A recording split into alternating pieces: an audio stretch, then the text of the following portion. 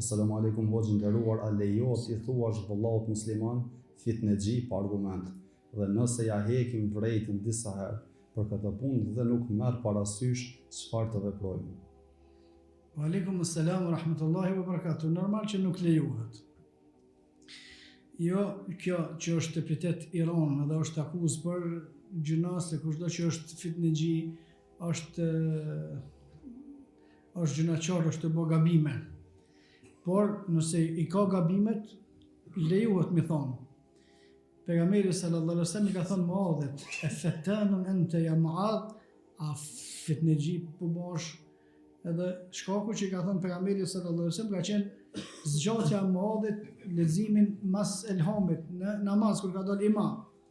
Muadhi u kon imam në një xhamin ku në pejgamberi sallallahu alaihi wasallam, edhe mas elhamit ka lexuar Kur'an gjatë. Njerëzit i nankue te pejgamberi sallallahu alaihi wasallam se ka njerëz që janë smute, ka njerëz që janë me nevoja, ka nona që janë me fëmijë, ka ata nuk kanë vakt me lexuar ti 20 faqe mas në rekatën e parë mas elhamit të 22-ën.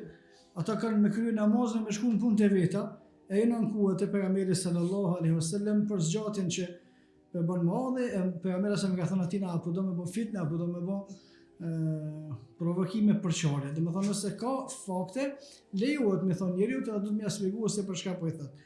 Nëse s'ka fakte nuk lejohet, për shkak se edhe më poshtë se kjo pejgamberi sallallahu alaihi wasallam ka ndalu. Pejgamberi sa më ka ndalu me i thonë njerëzve edhe me emër, veç që është emër, po ky s'ka qef mi thonë. Qoftë që i them përshkurtimisht që kemi na këtë defekt në përgjithësi, i them njerit ai ka emrin Abdullah, për marakna ku je dulla.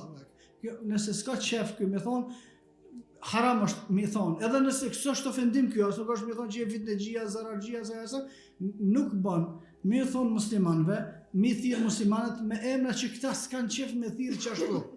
Edhe nëse thotë që Allah mos më thirr, më çashtu se s'kam qef me thirr, është haram me thirr. Fitnexhi është edhe më e lartë, domethënë nëse s'ka fakt, nëse s'ka argumente, ky bën gjuna, wallahu a'lam.